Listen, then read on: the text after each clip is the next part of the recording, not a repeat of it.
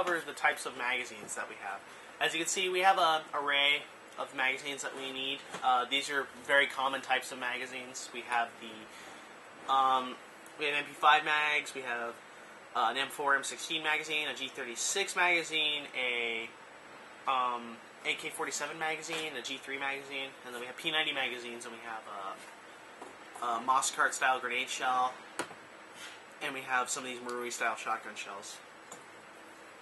Okay, we'll show the basics of what you need for things like this. There are peripherals that you can get for this to aid loading these.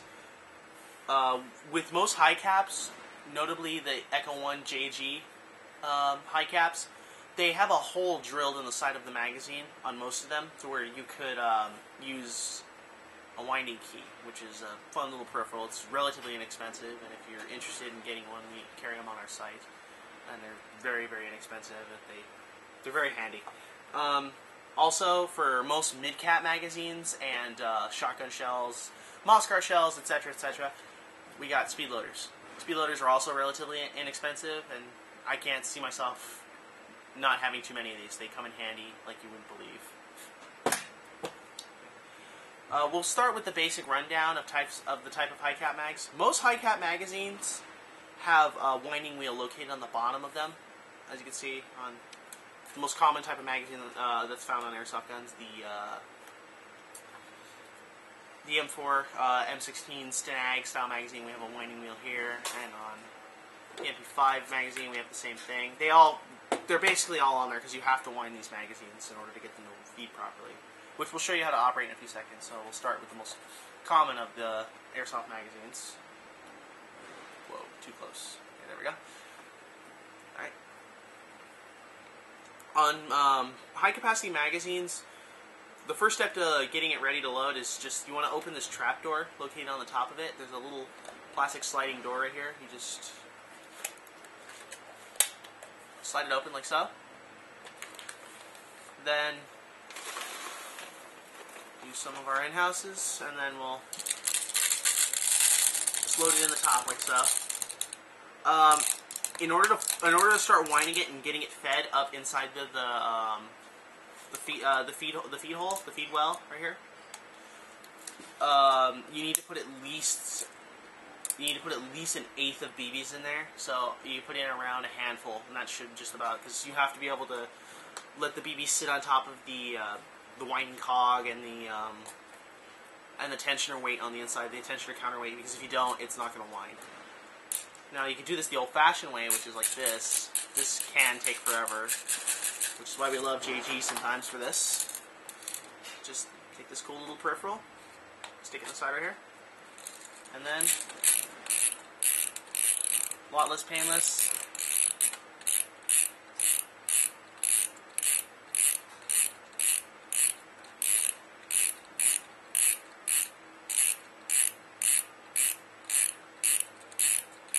When you start winding this, you'll notice that it'll tension. Also, when it's fully wound, it'll make a distinct noise, as you may have just heard. It'll sound something like this. It'll start skipping. That's how you know when it's fully wound. Okay? Now this is wound. Move on. Okay? We'll move on to another common type of magazine, which will be the AK magazine. This one in particular is an AK tactical style magazine. It has kind of a waffle texture, but just for the sake of being able to identify it, we'll just call it the waffle magazine. I don't know, it doesn't look very edible to me. Sorry guys, I had to throw that in there. Okay, so same way with the M4 mag, except for it's actually a true trapdoor. It kind of flips up, as you see. You flip up the trapdoor. With this particular magazine, you have to load it a little bit more than an M4 magazine, as AK magazines have some of the highest capacities of the standard magazines that are sold. This holds about 550, 600 magazine or 600 BBs. So you got to give it probably about 2 handfuls, 2.5 handfuls. And as with the other magazine, you can load it the old-fashioned way, which is you could load it like so, but because we're lazy. Yeah.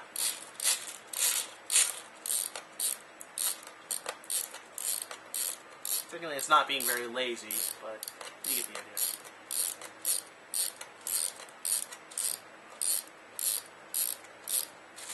Okay, same deal. Wind it until it makes this clicking noise. Okay, wound and ready to go. And that's what you want. And now we'll be talking about the other magazines. Here's the G3 magazine. This one is fairly simple to operate, and it has the convenience of being transparent, semi-translucent, so you can see your BBs winding up, which is actually pretty fun to watch if you're into the whole clockwork thing. You can see on the inside how the anatomy works a little bit, so see if I can get a zoom in as we wind this one so you can get an idea of what's going on inside here. Keep the thing in the shot. Okay. As you can see on the inside, you can see how everything works. There's essentially your feeding tube right here. So, let's load this up. Let's pan out. There we go. Take some of your BBs. This one's a little bit harder due to it has an L-shaped lip on the top of it. So you may have a little bit of trouble trying to guide BBs inside there. As you see, I'm already having trouble trying to keep it in there. Ah! No! I'm not even playing Airsoft and I'm getting attacked by BBs. No! I live, folks. Ready?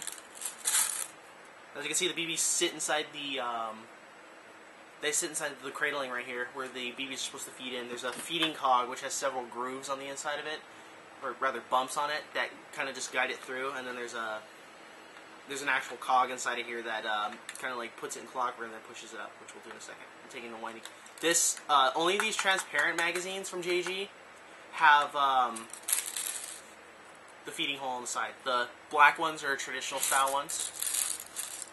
So you want to take this. Fingers out of the way so you guys can watch it feed up.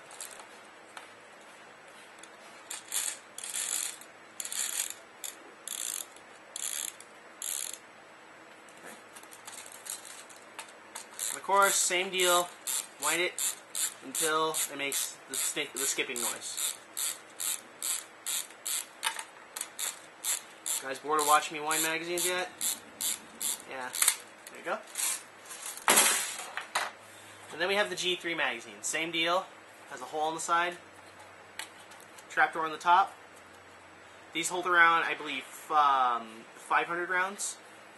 So, same deal. Drop BBs in.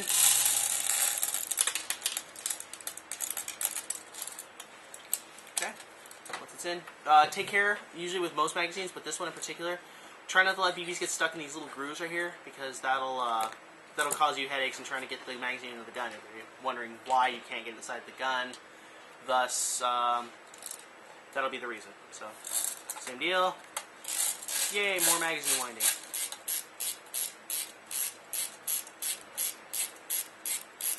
I've been winding all the magazines all the live long day. I've been winding all the magazines because I'm getting... Never mind. Alrighty. Magazines wound. The MP5 magazine, same deal. Trapdoor on the top. These hold around, I believe, 180, 200 rounds. So these are actually the lowest capacity high cap magazine that they sell. This one you don't have the fortune on most models to be able to use a winding key because of how tiny the winding gear is. They couldn't fit the Allen head key. Some magazines, I've been told, actually you can. Okay. Also, with MP5 magazines, they have a habit, due to their tiny internals, that they can unwind easily from being jostled around.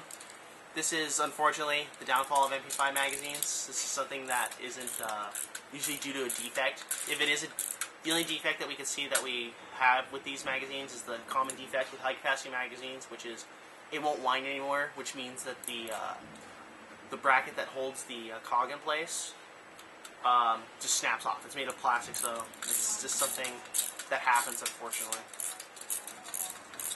So, wind the mag. I'm not going to bore you guys, so put that aside. Okay. With the Mosscart shells and the shotgun shells, it's actually a lot easier to use a speed loader. And with these particular ones, with grenades, I generally recommend, this is the only thing I would thoroughly recommend .12s for, because the inside is not as precision as the inside of an airsoft barrel, and not as soft of a metal. Also, with .12s, you get a better spread, as opposed to 20s, which get a lower range, tighter spread. Like, I suppose you probably want to use that in a low proximity CQC combat situation. With these grenade shells, you can use a speed loader for this application and some .12. With varying on tops of the grenades that you have, you may wonder why certain grenades are more expensive than others. This is due to it's not necessarily a quality issue because they're kind of all the same, but there's different spreads. There's like that you can get them in any size of spread. There's 28 shot ones. There's 42 shot ones. There's 180 shot ones, which are pretty ridiculous. Those are the only ones I know that make that, or either Mad Bull or Mosscart, the original guys who made grenade launchers. Okay, so you can take your speed loader and just load every hole. Like so. These grenades hold around 48 shots, which is still pretty. It's still a pretty good spread, but it's not as big as it should. And also, these particular grenades, actually, some do. Some of the higher end ones, like ICS, some of the GMP grenades, the other types of grenades, they have a groove cut into the side of these to where they fit the large O-ring, which essentially retains the BBs down into the grenade housing, which these models, well, don't. It's an unfortunate thing you're gonna have to deal with. These are pretty cost effective, and it can be modified to do so if you're interested, but something that we'll be covering in this video. And with shotgun shells, it's the same deal.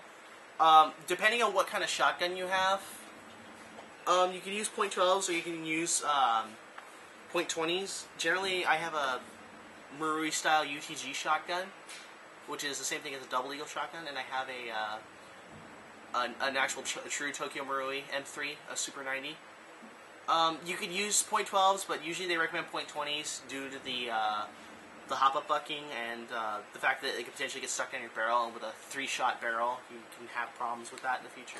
So you can use a speed loader on the top of these, and that's just about to do it. It's pretty self-explanatory. You just there you go.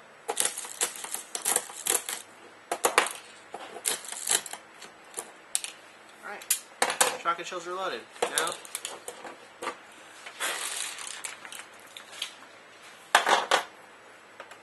here we have two P90 magazines. The difference between two of these is that the one with the bullets inside of it is a middle capacity magazine. This one you can use a speed loader on. A lot of people get the misconception, at least due to JG's manual, that this is the trapdoor for the high capacity magazine, and this is just the same chassis from a high capacity magazine. You can see they're virtually identical. Minus the bullets. The bullets are the most tellable feature because they can't fit these in that many BBs inside of a high cap. So you can use a speed loader on this too. Again, it's a very handy little thing. As I said, I have hundreds of these, so they come in handy. Then you just, with these style magazines, especially since it's going into an AEG, you want to use .20s. This is the smartest way to go.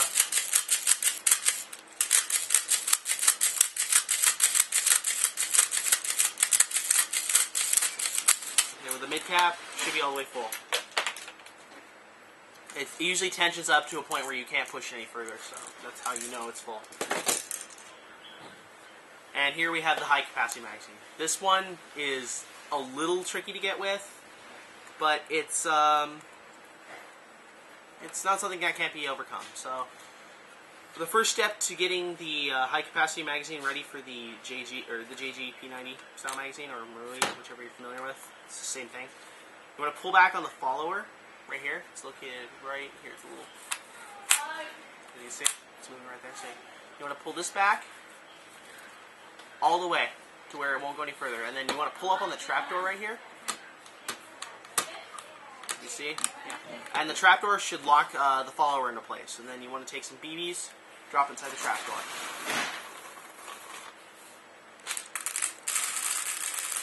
It's recommended you use a feeder bottle on this because you can see BBs are getting everywhere. Okay. These magazines, I believe, hold around I want to say 500, 600, pretty close to the AK capacity magazines. Okay.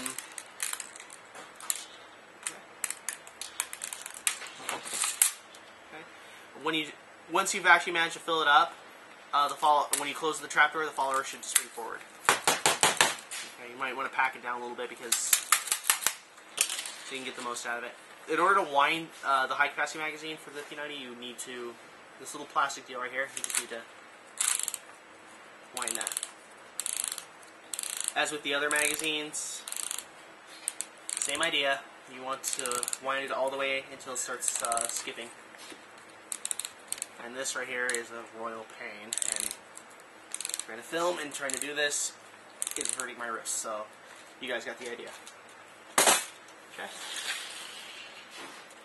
I hope this answers most of your questions about good BBs and your types of magazines. If you have any further types of questions, compatibility, etc., we'll be glad to answer them. You can give us a call, give us an email, and this concludes our video.